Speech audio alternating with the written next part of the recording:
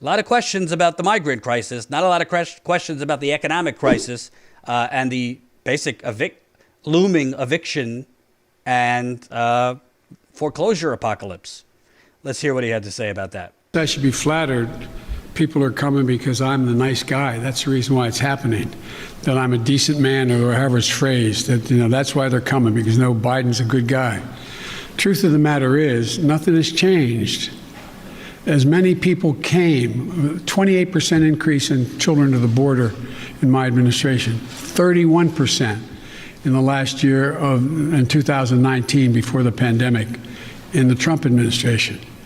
It happens every single solitary year. There is a significant increase in the number of people coming to the border in the winter months of January, February, March. It happens every year. In addition to that, there is and by the way, does anybody suggest that there was a 31% increase under Trump because he was a nice guy and he was doing good things at the border? That's not the reason they're coming. The reason they're coming is that it's the time they can travel with the least likelihood of dying on the way because of the heat in the desert, number one. Number two, they're coming because of the circumstances in country. In country. The way to deal with this problem, and I started to deal with it back when I was United States Vice President, putting together a bipartisan plan of over $700 million to do with the root causes of why people are leaving. What did Trump do? He eliminated that funding. So, yeah, how about that? Now, I'm not going to pretend to be an expert on this particular issue because I'm not. But what I do know through American history, he talks about we need to examine why it is these people need to leave their country and why these people's countries are so messed up and blah, blah, blah, blah, blah.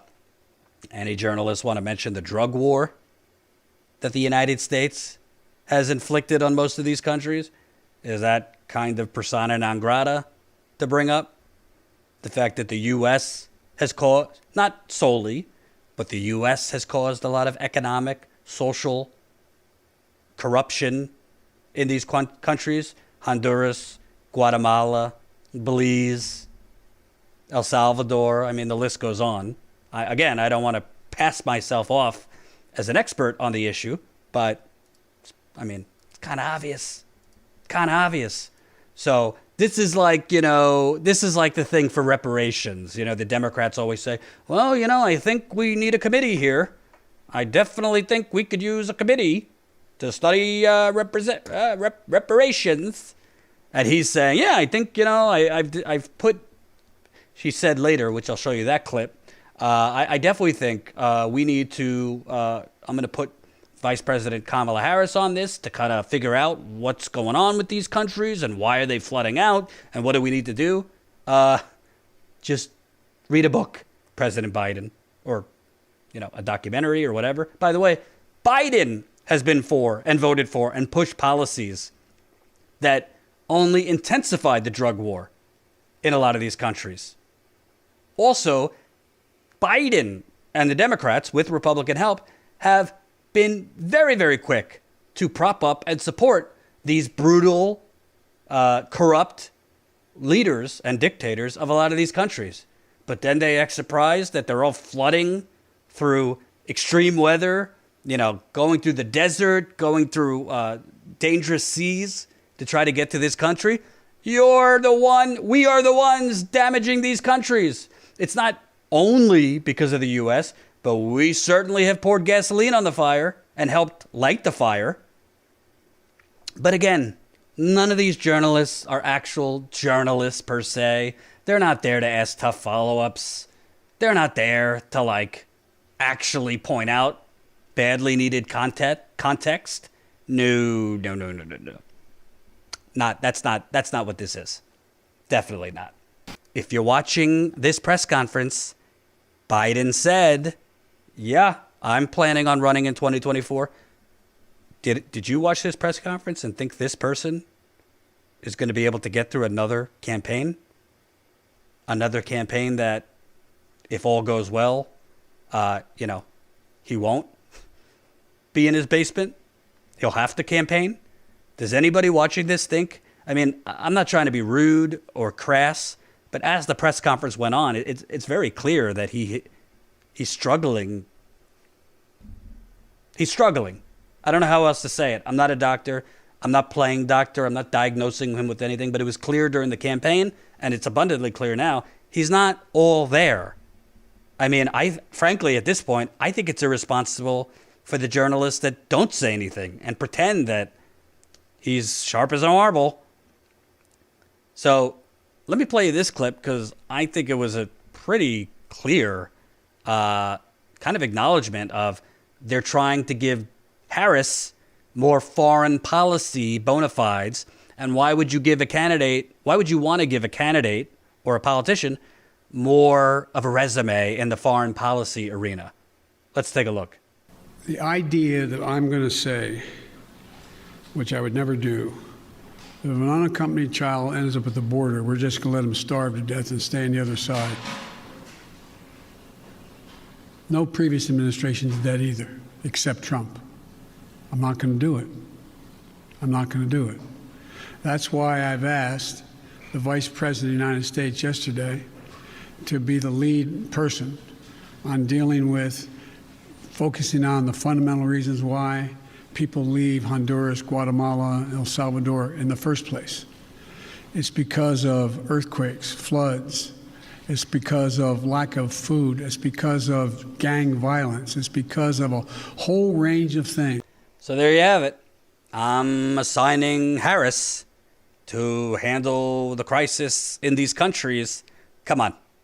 It's politics 101. The Democratic Party, before Biden ran, frankly, even dating back to when Harris ran as a senator in 2016, they've been grooming, frankly, this empty vessel to be the future. Her and little Petey. I don't want to diminish the fact I don't agree with Harris's politics. She's clearly bought off like the rest of them. I think it is a good thing and historic that we have a female vice president, a woman of color. I think those are all good things. So I think two things could be true. We don't need to like the politician. We could say she's corrupt. Look at her donors. It speaks for itself. But good thing that we are breaking these barriers, having a woman, having a person of color, one seat away from the presidency. I would be all for having a woman president. I'm for it. I just wish it was Nina Turner. I just wish it was somebody not named Kamala Harris, whose politics are terrible. She's an empty vessel. She ain't going to fight for anything, for people. Hell, she's moonwalked again. She's moonwalked away from pretty much every populist progressive thing she's ever said she was for. She jumped on the bandwagon with Bernie. When Bernie introduced the Medicare for All bill, I believe in 2017, she jumped on because she was already eyeing a run for president. Then she announces her run for president. I you not, literally like 24, 48 hours after she announces, she says in a CNN town hall, yep, get rid of private insurance for Medicare for all. Holy cow. If only we were there as a fly on the wall to see how many phone calls she got from donors and pissed off neoliberals. Then all of a sudden, she starts peeling it back. She starts moonwalking faster than Michael Jackson. All of a sudden, oh boy, I'm not for Medicare for all per se. I'm for like a Medicare for all that will come in 10 years but not get rid of private insurance. And I can't really explain it because it's this convoluted, weird thing that she's put together. You remember that Medicare for all policy that she proposed that would be enacted in like 10 years? Then, before she was picked as Biden's vice president, she actually signed on to calls and a bill for $2,000 a month. Then, when she gets on Biden's ticket, quiet as a mouse. So this isn't exactly somebody who necessarily stands for anything per se. We all know Walker Bragman just did another great story about her role as Attorney General of California, basically propping up corrupt police, keeping innocent people in jail. So this is basically your card-carrying neoliberal Chuck Schumer, Nancy Pelosi, Hillary Clinton, Bill Clinton, Biden-approved Democrat. And the thing that they love about Kamala Harris, and I'm just keeping it real, might get me in trouble, is her level of empty vesselness. I just created a phrase, empty vesselness. All you got to do is, racist, sexist, racist, sexist. If she becomes president, forget it. There will be zero policy discussion because every criticism, every journalistic criticism, whether it's a journalist, whether it's a commentator, whatever, racism, you're going after the first black female president. How dare you? Doesn't matter who she takes money from. Doesn't matter how corrupt she is. Doesn't matter how many policies she abandons. Black, female, done. Can't criticize her. Doesn't even matter, frankly, if you find corruption on her. My guess is the national media wouldn't want to touch it.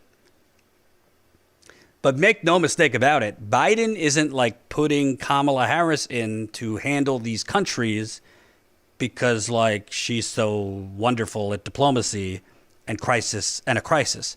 He's doing it because the Democratic Party and the bosses said, hey, we got to beef up her foreign policy credentials because, she's next. Am I wrong?